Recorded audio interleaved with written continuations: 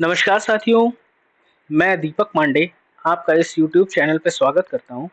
आज के इस वीडियो लेक्चर में हम आगामी प्रतियोगी परीक्षाओं से संबंधित जीव विज्ञान के एक अति महत्वपूर्ण टॉपिक जीव विज्ञान की शाखाओं के विषय में चर्चा करेंगे। तो सबसे पहले देखते हैं कि जीव विज्ञान क्या है। जीव विज्ञान बायोलॉजी विज्ञान की वह शाखा जिसके अंतर्गत जीवधारियों का अध्ययन किया जाता है, उसे जीव विज्ञान कहते हैं।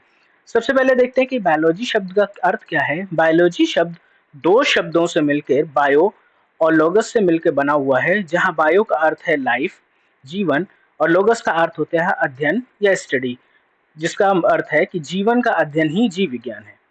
सो सबसे पहले बात करें तो बायोलॉजी शब्द का सर्वप्रथम प्रयोग लैमार्क तथा ट्रेवेरिनस ने किया था और अरस्तु को जीव विज्ञान का जनक, फादर ऑफ बायोलॉजी कहा जाता है। ये तीनों पॉइंट बहुत महत्वपूर्ण हैं। चलिए आगे बढ़ते हैं, जीव विज्ञान की शाखाओं के बारे में कुछ जानकारी अर्जित करते हैं।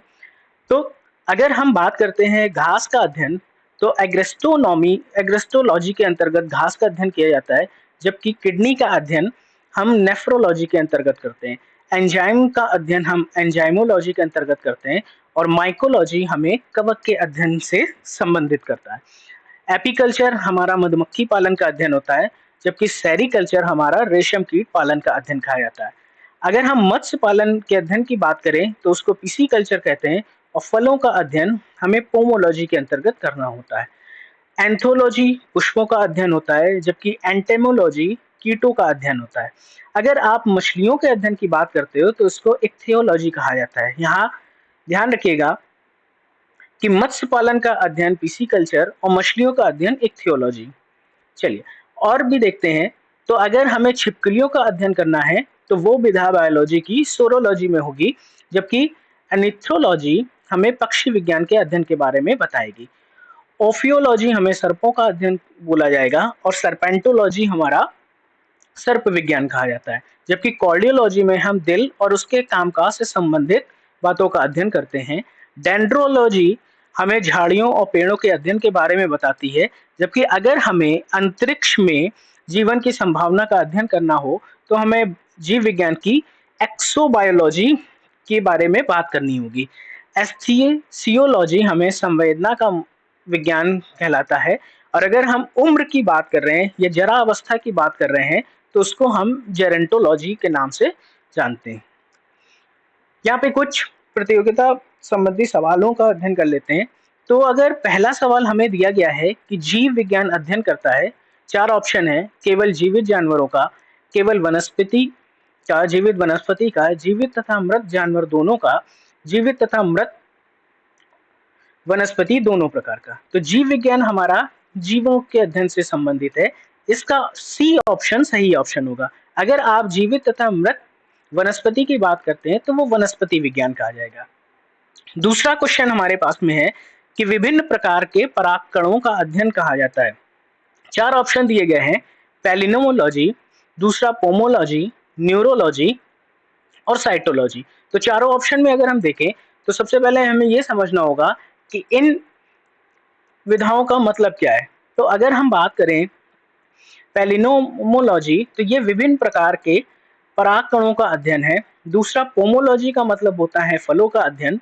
न्यूरोलॉजी हमें न्यूरॉन्स और तंत्रिका के अध्ययन के विषय में जानकारी देता है और साइटोलॉजी में हम कोशिकाओं की विस्तृत संरचना का अध्ययन करते हैं। तो इस क्वेश्चन नंबर 2 के अनुसार ऑप्शन नंबर ए हमारा सही ऑप्शन है। आगे बढ़ते हैं क्वेश्चन नंबर 3 की तरफ। तो क्वेश्चन नंबर 3 हमसे पूछता है कि कीटों के अध्ययन को कहते हैं एंटोमोलॉजी, मेलोकोलॉजी, एंथोलॉजी और एक्थियोलॉजी। तो सबसे पहले हमें ये देखना पड़ेगा कि यहाँ पे किस विधा का क्या मतलब है। तो एंटोमोलॉजी हमें कीटों का अध्ययन कराता है। मेलोकोलॉजी में हम घोंघों का अध्ययन करते हैं। एंथियोलॉजी हमें फूलों के अध्ययन के विषय में जानकारी देता है और जैसा कि हमें ज्ञात है कि मछलियों का अध्ययन हमें इक्थियोलॉजी देता है। तो क्वेश्चन नंबर 3 के अनुसार हमारा ऑप्शन नंबर ए बिल्कुल सही ऑप्शन है। ठीक है, आगे बढ़ते हैं चौथे क्वेश्चन की तरफ। एथनोलॉजी संबंधित है। तो एथनोलॉजी संबंधित है, इसके लिए हमें पता होना चाहिए कि किसी विशिष्ट संस्कृति का अध्ययन क्या कहा जाता है। नैतिक आचार और कर्तव्य का मनोवैज्ञानिक अध्ययन को क्या कहते हैं? मानव सहित सभी जंतुओं के व्यवहार का अध्ययन और विभिन्न संस्कृतियों के वैज्ञानिक विवरणों का तुलनात्मक अध्ययन क्या कहा जाता है? तो ध्यान दीजिए कि किसी विशिष्ट संस्कृति का अध्ययन एथनोग्राफी कहा जाता है। अगर हम बात करें नैतिक आचार और कर्तव्य का मनोवैज्ञानिक अध्ययन एथिक्स बोला जाता है। मानव सहित सभी जंतुओं के व्यवहार का अध्ययन इथोलॉजी बोला जाता है। अब विभिन्न संस्कृतियों के वैज्ञानिक विवरणों का तुलनात्मक अध्ययन इथोनोलॉजी बोला जाता है। तो क्वेश्चन नंबर 4 के अनुसार हमारा डी ऑप्शन सही ऑप्शन होगा। आगे बढ़ते हैं क्वेश्चन नंबर 5 की तरफ। यहाँ पे दो सूचियां दी गई हैं, सूची नंबर 1 एंड सूची नंबर 2। यहाँ हमें क्या करना है, इनका सुमेलन कराना है और सही उत्तर का चयन करना है। ठीक है, तो एपीकल्चर के साथ में क्या है, इसके विषय में हमें जानकारी होनी चाहिए कि एपीकल्चर हमारा मधुमक्खी पालन का अध्ययन कहा जाता है, जबकि मत्स्य पालन का अध्ययन हम पिसीकल्चर में करते हैं। सेरीकल्चर हमें रेशम कीट पालन का अध्ययन के विषय में जानकारी देता है और मछलियों का छिपकलियों का अध्ययन हम सोरोलॉजी के अंतर्गत करते हैं। तो अगर हम यहाँ पे सूची 1 को सूची 2 से क्रमबद्ध या सुमेलित करना चाहते हैं तो एपीकल्चर हमें दिख रहा है मधुमक्खी पालन का अंतर, तो ए का ऑप्शन नंबर 4 होगा। पीसीकल्चर हमें दिखाई पड़ रहा है मत्स्य पालन का अध्ययन, तो यहाँ बी का ऑप्शन नंबर 2 होना चाहिए। सेरीकल्चर हमें देता है रेशम कीट पालन के अध्ययन की बात कर रहे हैं, तो इसका ऑप्शन 1 होना चाहिए। और डी हमारा सोरोलॉजी का अध्ययन मतलब तीसरे की बात कर रहे हैं, तो हमारे सही विकल्प क्या होने चाहिए, सही क्रम होना चाहिए 4, 2, 1 और 3। और यहाँ हम देखते हैं 4, 2, 1 और 3, तो ऑप्शन नंबर बी हमारा सही ऑप्शन होगा। चलिए बढ़ते हैं हम क्वेश्चन नंबर 6 की तरफ। इसमें पूछा गया है कि फ्लोरीकल्चर किसे कहते हैं? क्या वह विच्छेदन द्वारा प्रकट एक जीव की आंतरिक संरचना का अध्ययन होता है? क्या ये कवक का अध्ययन है? क्या ये मछलियों का अध्ययन है? या कि ये सजावट के काम में आने वाले पुष्पों का अध्ययन है? तो ध्यान दीजिए कि विच्छेदन द्वारा प्रकट एक जीव की आंतरिक संरचना का अध्ययन एनाटॉमी बोला जाता है। कवक का अध्ययन हम माइकोलॉजी के अंतर्गत करते हैं। मछलियों का अध्ययन हम एक्थियोलॉजी के अंतर्गत करते हैं और सजावट के काम आने वाले पुष्पों का अध्ययन हम फ्लोरीकल्चर से करते हैं। याद करने के लिए आप फ्लावर और फ्लोरी को एक साथ सुमेलित कर सकते हैं। तो फ्लोरीकल्चर, तो क्वेश्चन नंबर 6 के अनुसार डी ऑप्शन हमारा सही ऑप्शन होगा। क्वेश्चन नंबर 7 के लिए अगर हम बात करें तो देखिए यहाँ हमें जो सुमेलित नहीं है उसके लिए बात करनी है। तो फूलों की खेती फ्लोरीकल्चर अभी अभी हमने देखा, तो ये हमें सुमेलित ऑप्शन दिखाई पड़ रहा है। फसलों की खेती एग्रोनॉमी, ये भी सही ऑप्शन होता है। सब्जियों की खेती हार्टिकल्चर और फलों की खेती पोमोलॉजी, फलों की खेती को पोमोलॉजी भी बोलते हैं। ध्यान दीजिएगा अगर हम हार्टिकल्चर की बात करें तो हार्टिकल्चर खेती से संबंधित विधा है। इसमें फूलों की खेती भी है, इसमें फसलों की खेती, इसमें माफ कीजिएगा फूलों की खेती भी है, सब्जियों की खेती भी है और फलों की खेती भी है। लेकिन अगर सिर्फ और सिर्फ सब्जियों की खेती की बात कर रहे हो आप, तो olericulture is the best suited answer for this particular question. तो क्वेश्चन नंबर 7 के लिए हमारा सुमेलित नहीं कौन सा है, सी ऑप्शन हमारा सही ऑप्शन होगा। बात करते हैं हम क्वेश्चन नंबर 8 की। सब्जी के काम आने वाले पौधों का अध्ययन अभी अभी हमने देखा था, ये ओलरीकल्चर कहा जाता है। साथ साथ ये भी देख लेते हैं कि बाकी विधाओं का क्या मतलब है। तो एग्रोनॉमी हमारा क्या है, मृदा प्रबंधन और फसल का उत्पादन से संबंधित अध्ययन। एस्थेसियोलॉजी हमारा संवेदना का वैज्ञानिक अध्ययन कहा जाता है और एंटोमोलॉजी हमें कीटों का अध्ययन करता है।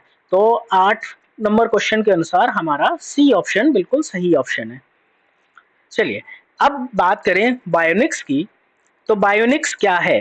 तो बायोनिक्स हमारा क्या ये जैव जगत में होने वाले कार्य, गुण तथा पद्धति का अध्ययन तथा अजैव तंत्र पर इसका प्रभाव है? क्या ये जीवधारियों का उनके वातावरण के साथ संबंध का अध्ययन है? क्या ये जीवन के नियमों का अध्ययन है अथवा ये गणित तथा सांख्यिकी की तकनीकों द्वारा जीव विज्ञान का अध्ययन है? तो इसके जवाब हमें पता होनी चाहिए कि जैविक जगत में होने वाले कार्य, गुण तथा पद्धति का अध्ययन तथा अजैव तंत्र पर इसका प्रयोग बायोनिक्स कहा जाएगा। जीवधारियों का उनके वातावरण के साथ में संबंध का अध्ययन बायोनोमिक्स कहा जाएगा, जीवन के नियमों का अध्ययन बायोनॉमी कहा जाएगा और गणित तथा सांख्यिकी की तकनीकों द्वारा जीव विज्ञान का अध्ययन बायोमेट्री कहा जाएगा।